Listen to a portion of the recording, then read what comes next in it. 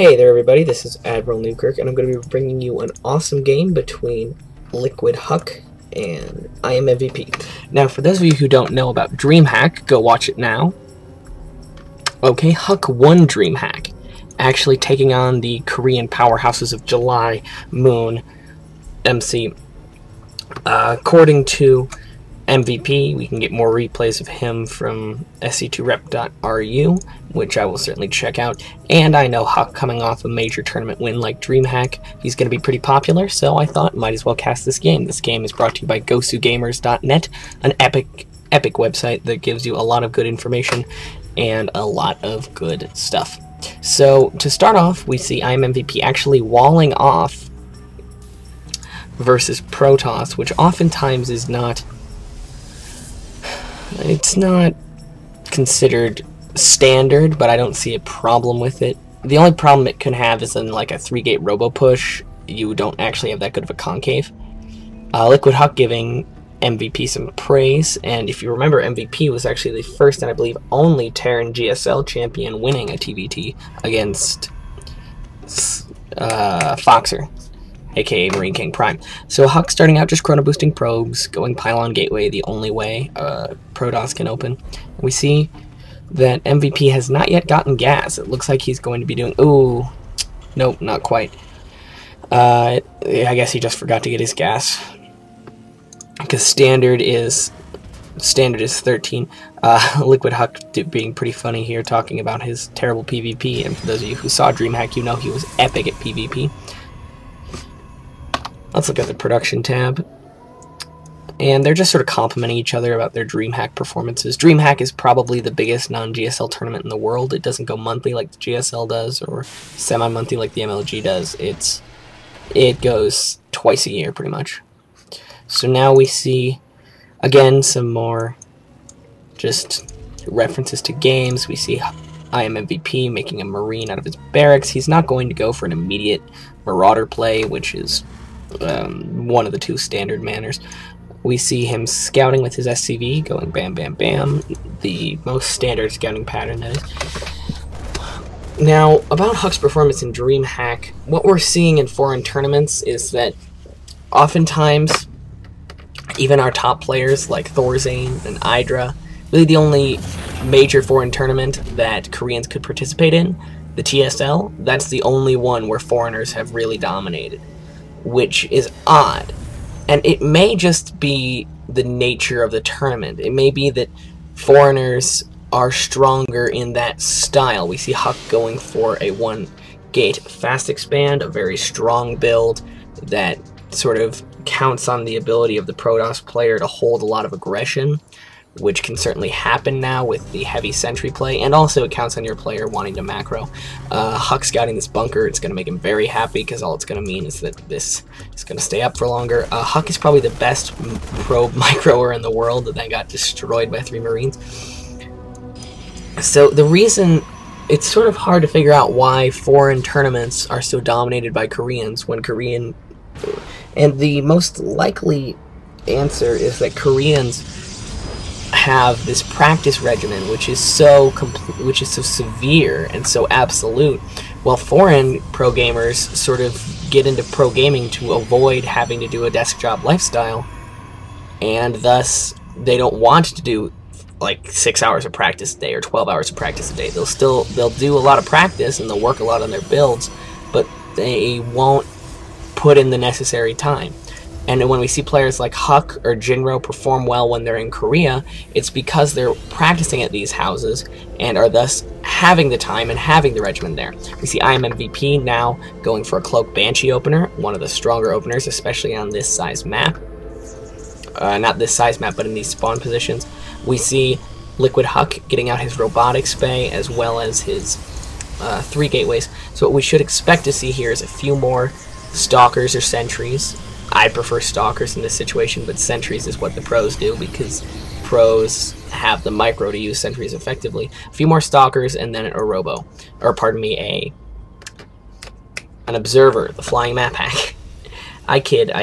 Observers are just annoying because I used to think that Protoss has kept them with their main army to prevent themselves from getting EMP'd, but guess what, they don't.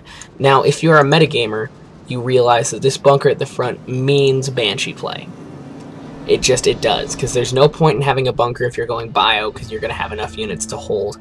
There's no point in going bunker if you're going tanks, because the tanks are going to hold for you. And some really good game sense there by Huck, setting up his stalkers in just the right location. He's chrono boosting out this observer.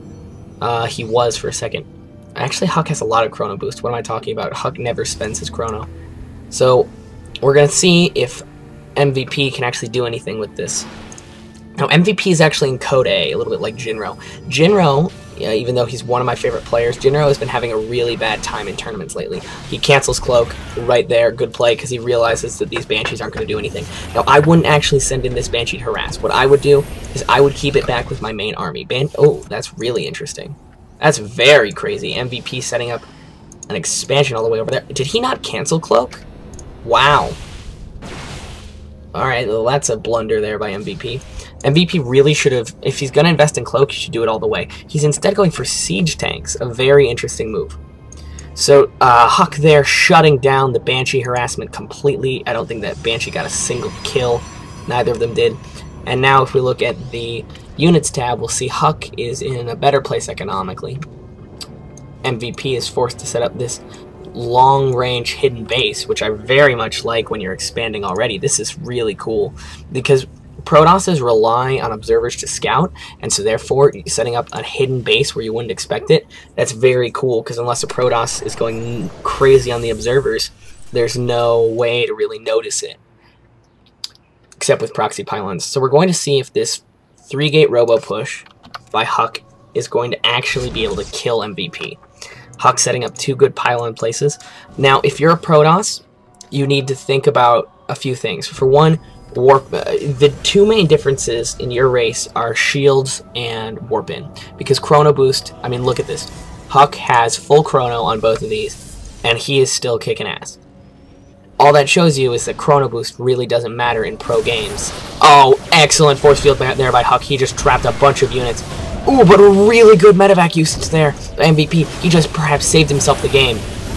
That was absolutely clutch. And then this own force field prevents Huck's own units from getting up to where they can do damage. Some great force fields there too. And remember, you can't crush force fields without a massive unit. We see the tank now is up to only 1 kill. We see a few marauders here. We see everyone trying desperately to repair this. And the bunker goes down, but there's a second tank out now. And now the probes are being told to pull off the mineral line and attack. Meanwhile, back in Huck's base, he's putting down a second gateway and a forge. A very good play there. I have to say that medevac usage saved MVP the game, because otherwise all those units were going to die. So, what I was saying before, after that really cool engagement, was that as a Protoss, you'll notice that Huck, as I said, doesn't use chrono boost at all, and he still can win dreamhack. And so, therefore, chrono boost isn't really a core mechanic to the Protoss game. Instead, what you need to think about is that the most important things for you are shields and warp in. Warp in allows you to reinforce and attack anywhere on the map, anywhere at all you want. Now, what this means is that it doesn't matter where your stuff is. All that matters is where you have a pylon. And so whenever you're attacking, you always want to bring a probe with you so you can lay down a pylon. Now, this base is really paying off for MVP right now, because Huck thinks he is denying MVP his natural expansion. He thinks that this is all MVP has, and that Huck can just put on the pressure here and kill him and eventually bleed him dry because he'll run out of money. Instead, what MVP has is a very, very well saturated base over here. We look at the units tab. He's only down 12 workers, plus he has mules. Now, Huck, I'd like to see him take a 3rd base at this point. It's becoming apparent that MVP has the production capacity. No, you know what? I don't actually think MVP has the production capacity to defend. He can only make 4 or 5 units at once, while Huck can make 5 units at once as well, but Huck can make it anywhere he needs to. So as a Protoss, it doesn't matter where your central structures are. All that matters is where you have a pylon. So this means there's no such thing as a defender's advantage versus Protoss, because Protoss can reinforce anywhere they need to with a pylon. So this means, essentially, you need to always be thinking of, I can defend anywhere where there's a pylon, I can attack anywhere with a pylon. I don't need to keep my army in my base, or I don't need to keep my army or my production structures in one central location. Spread your production structures out. Put 2 gates in your natural, 2 gates in your third, 4 gates in your fourth, and then just the only structures where you need to be careful and where you need to be mindful of where a unit is, or where a structure is, is a Stargate and a Robo. So meanwhile, MVP now trying to take what is in fact his third base and doing a very nice drop over here that's about to get killed by Stalkers, and wow, they don't even get a hit off. That just shows you what a pro gamer is. They have unbelievable game sense. So this tank, not in the best position.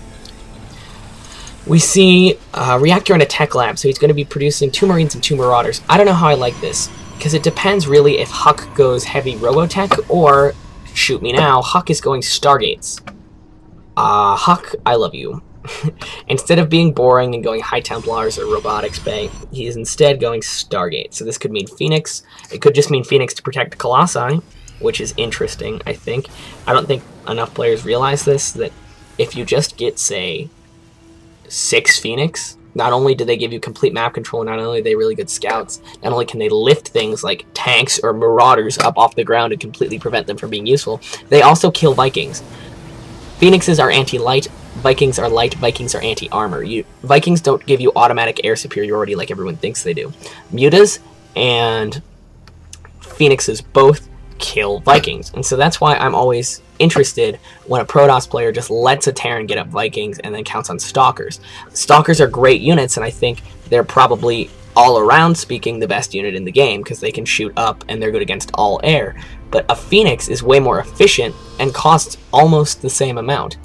We see Huck instead getting Void Rays, but if you look at the Phoenix is 150, 100. A Stalker is 125, 50. So for slightly more resources, a Phoenix is better against Vikings.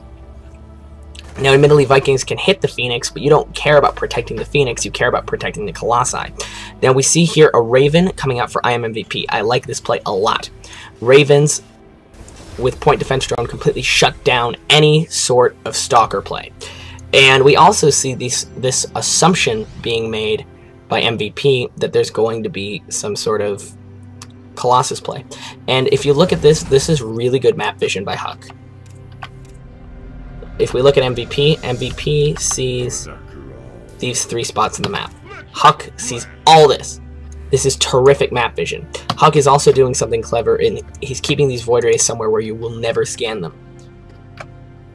Huck getting shields because he's going for air, and therefore he wants the air to have some advantage as well. This is another thing that's advantageous about Protoss. And as a Protoss player, you have to remember this. All your ground are affected by upgrades. All of it. Every single ground unit you have is affected by the same upgrades.